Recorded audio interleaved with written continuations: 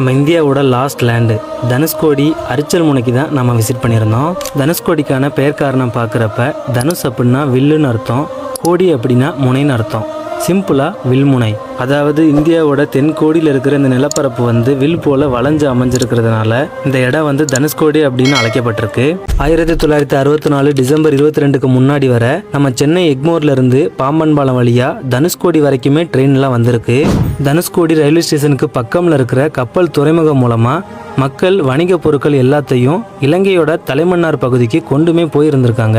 1964 இங்கு harbour, railway station, customs office, post office, school, hospital, அப்புறம் 500க்கும் மேற்பட்ட மீனவ குடும்பங்களுடைய வீடுகளுமே இங்கே இருந்திருக்கு.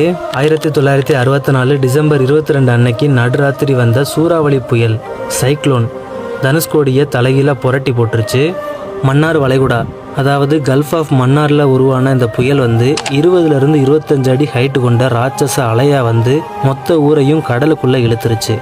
Train number 653 Pamban to Dhanushkodi போகிற passenger train. Dhanushkodi station reach ஆகிறதுக்கு கொஞ்சம் முன்னாடி இந்த ராட்சச அலையில் சிக்கி அப்படியே ட்ரெயினே தலைகீழாக கவுந்துருச்சு. இந்த சைக்ளோனில் தனுஷ்கோடியில் மட்டும் சுமார் 1800க்கும் மேற்பட்ட மக்கள் வந்து உயிரிழந்ததா அதிகாரப்பூர்வமாகவே சொல்லியிருக்காங்க.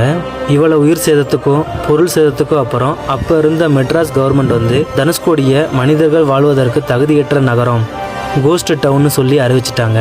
இப்போ நாம் தனுஷ்கோடி போனாலுமே அந்த புயலோட சாட்சியாக சேதமடைஞ்ச ரயில்வே ஸ்டேஷன், குறுக்குழஞ்ச சர்ச்சுன்னு எல்லாத்தையுமே நம்ம பார்க்கலாம். இந்த இடம் வந்து காலப்போக்கில் அப்படியே கைவிடப்பட்டு இருந்தாலும் தனுஷ்கோடி இன்னைக்கு ஒரு மிகப்பெரிய சுற்றுலாத்தலமாக உருவாகியிருக்கு. தனுஷ்கோடியோட எண்டில் தான் அரிச்சல் முனை அமைஞ்சிருக்கு. இந்த இடத்துல தான் அமைதியான ஆண்கடலான வங்காள விரிகுடாவும் அலைகள் ஆர்ப்பரிக்கும் பெண்கடலான இந்திய பெருங்கடலும் ஒன்று சேருது. இங்கே இருந்து இலங்கை வந்து ஒரு 18 கிலோமீட்டர் டிஸ்டன்ஸில் அமைஞ்சிருக்குது. இயற்கையோட பேரழிவுக்கு ஒரு வரலாற்று சான்றாகவும் மனசை அமைதிப்படுத்துகிற மாதிரி ஒரு அழகிய கடற்கரையாகவும் தனுஷ்கோடி இன்னைக்கும் நிமிர்ந்து காணப்படுது. நம்ம ஊர் மக்களோட வழி நிறைந்த வரலாறை எல்லாருக்குமே தெரியப்படுத்துங்க. Thank you guys.